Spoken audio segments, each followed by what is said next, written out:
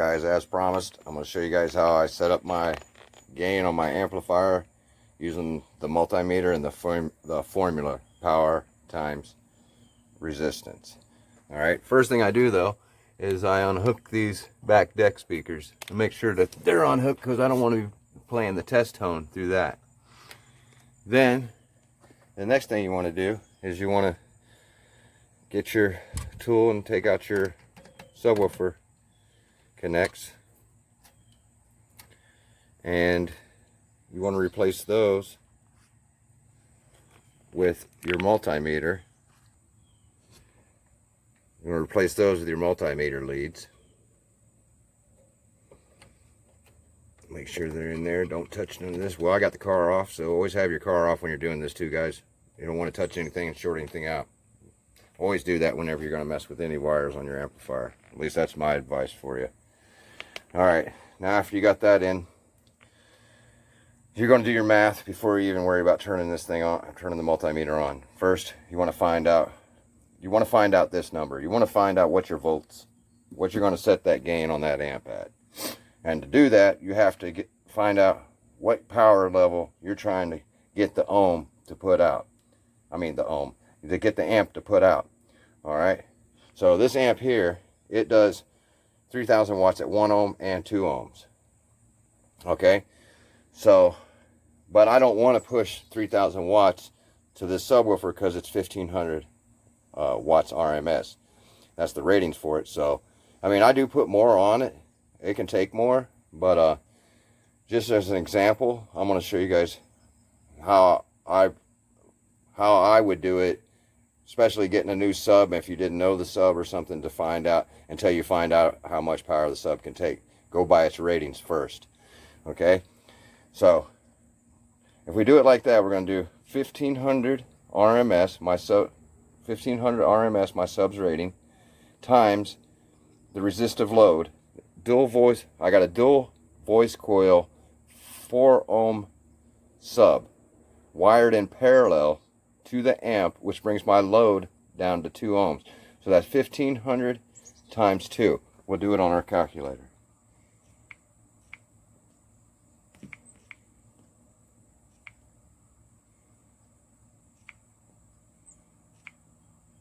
And you get 3,000. Then we want to find the square root of that number that we just got, that 3,000. So on your calculator, you hit the square root button first, then you type in your number. So I put the 3,000 in, and boom. That's a really crazy long number, but I only go by the first 3 really. 54.7. So you could set your gain. I would say round it off at 55 to make it easy if you want. But if you want to be precise, 54.77. All right. I'll show you on this paper here how I do it. Just how I explain it to you. You can see it on the paper. You can pause it and maybe write this down so you can put your numbers in there instead of mine. If I went by the amps rating, it'd be totally different, So, but see, I got 1,500 dual voice core 4 ohm times the resistant, and the sub is wired in parallel to the amp at 2 ohms. Well, that comes out to be 3,000, and the square root of that is 54.77 volts. And you can use the amps ratings also. So let's say if I was going to set this at 3,000 watts. And I was running it at 1 ohm. It would actually come out to be the same number for the 1 ohm. I'm pretty for sure. Let's do the math and find out. So that's saying I had 2 subs. That's running at 1 ohm, because you'd have to have 2 dual voice coil 4 ohm subs to be able to wire down in parallel to the amp to get a 1 ohm load. So we're going to say, for instance, that I have 2 subs. And I need the 3,000 watts, okay? And I'm getting the 1 ohm. So we already know 3,000, we'll do it anyway, times 1 equals 3,000. All right, so we already know, because we just did it, that the square root of 3,000 is 5477. See how versatile that is? So I can set this sub up at the 1500 RMS rating to the amp by doing this formula, and it comes out to 5477. And then if I turn around and buy one more of these 10s and I wire down to 1 ohm, I come out with the same number. But let's say, for instance, I was going to do 2 ohms, which I am running 2 ohms to this, and I was going to use the full watts at 2 ohms. This thing produces 3000 watts at 2 ohms. So we would do 3000 times 2 equals 6000. So do the square root of that.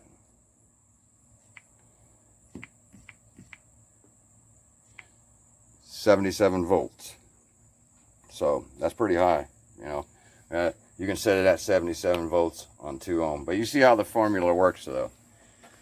I don't want to put that many watts to this subwoofer. It'll bottom it out. I mean, it takes a lot. I ain't gonna lie. I do, after I set the amp up proper, I do turn around and adjust the gain a little higher, only because this amp has a clip monitor and I can tell if it's clipping. Plus I listen for the sub to see if it's, you know, where it's at on bottom and out and everything. Like if it sounds like it's starting to do that, I just turn the gain down a little bit. But anyway, let's get into the second part of how to actually set this up. Now you want to go ahead and turn your multimeter on. Then go inside your car. Go ahead and oh hell, hold on. Sorry about that, guys. I had to run back there and grab the phone that I was using as a calculator. I'm using my good phone to film, and this is my old phone I used to use a long time ago, and I use it for frequency test and all the other stuff, you know, math, whatever. But here's the app that you guys need to download. I'll put the link in the description to this app right here, but this is the one I use. And then you want to go to tone generators. I put on 40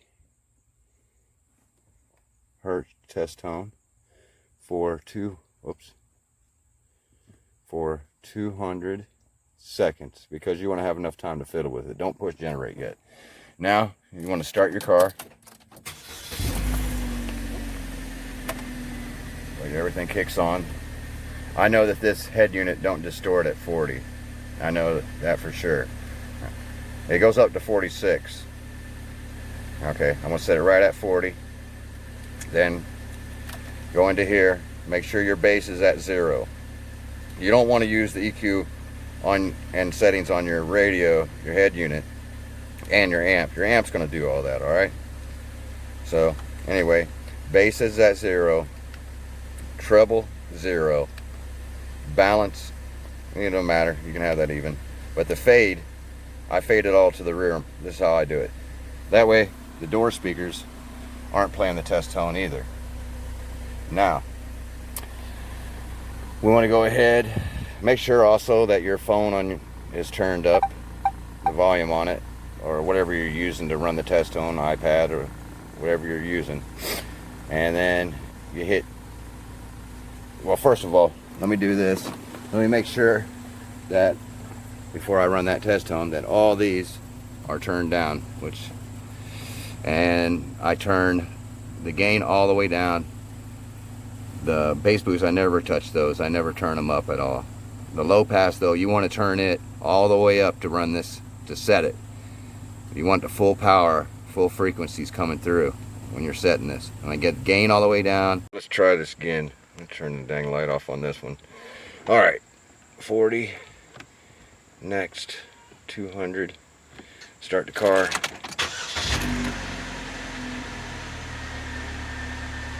Maybe this time it'll work.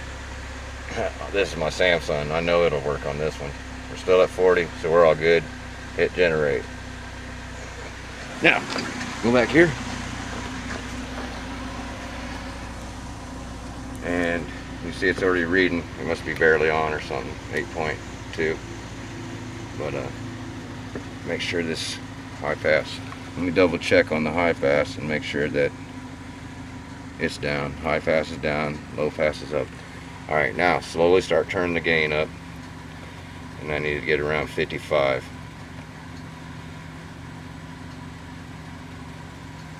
You can see it's starting to light up.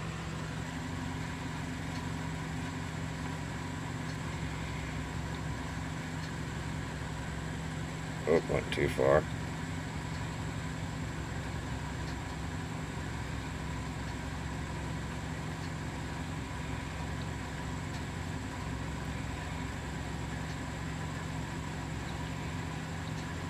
It's a little touchy, so it can take some time sometimes. I'll just get it close for the videos so video ain't so long. 54.7, it was pretty much there.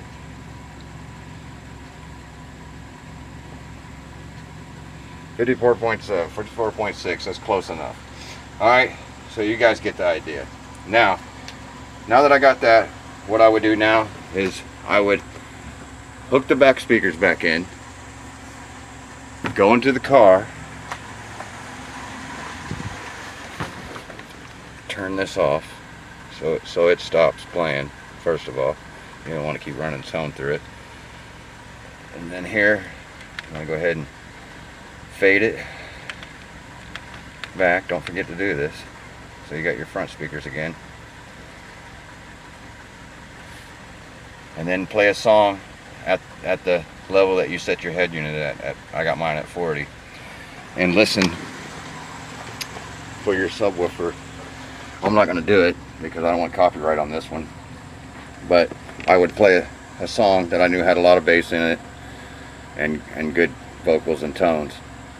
And what you want to do on your amp, this one only goes down to 90. But the low pass, you want to turn it down until you get all the vocals out of your subwoofer. So the low pass is all the way up when you're setting it, but see, I'm trying to turn it all the way down to 90.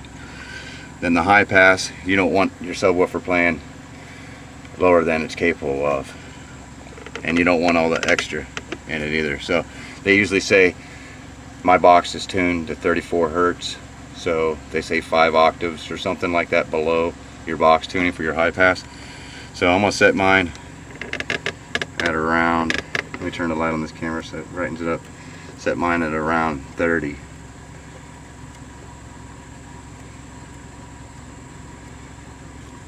Something like that. This thing will focus. It don't want to focus. But anyway, that's how I do it, and I don't touch the bass boost or none of them at all. So then you would want to take your multimeter out, plug your subwoofer back in. Well, actually you would have did all that to do the other part I was just telling you about. I just never did it yet. So anyway, that's it, guys. Please like, comment, subscribe. Leave. Alright guys, I just wanted to point out one other thing. The reason I only got one RCA going in is because on the Smart 3, that's if you own this Smart 3, this is good to know, that this is an input, this is an output. That way if you have a mids and highs amps, or maybe you're running another one of these, you don't have to run 2 RCA jacks all the way to your head unit up front. You can just get a Y splitter and connect your stuff up that way. You can because this is an output, this is an input. That's why I like the Smart 3s, because they're so versatile. They got the 0 gauge inputs for the power, and they've got 3000 watts at 1 ohm and 2 ohm. It's got the LED. The bass comes out clear. It's strong. It's got 2 fans in it. I mean, it's just a good amp for the price. You know, you can't beat it. But I hope that helped somebody out setting their gains on their amplifier. I tried to do the best I could to explain it. Just always remember this formula, guys, and you'll never go wrong. You know, you can always turn it up turn your gain up after you set it. You know, just be back in the back and listen to your subwoofer, make sure it's not bottoming out and anything like that. And that's what I do. After I set it like this, then I'll be playing some music and turn the gain up a little more. I don't know if you want to do it on all amps. You might just want to go by this and stick with it. But this one, these tar amps, they have clip indicators, so you'll kind of know when you're at clipping. So, because the light, it'll light up on your clip monitor and show you that you're clipping. So that's what's good about these amps. So I use that. You know, I get like close to clipping, then I turn it down. But I don't really play mine at that close to clipping because this sub would be bottoming out. But I do it more than the 54 volts. I ease into it a little bit, give it more push. But anyway, I would suggest just sticking to the formula, keeping your amps at the voltages that you come out with. I hope that helps you guys. I'll see you guys in the next one. Late.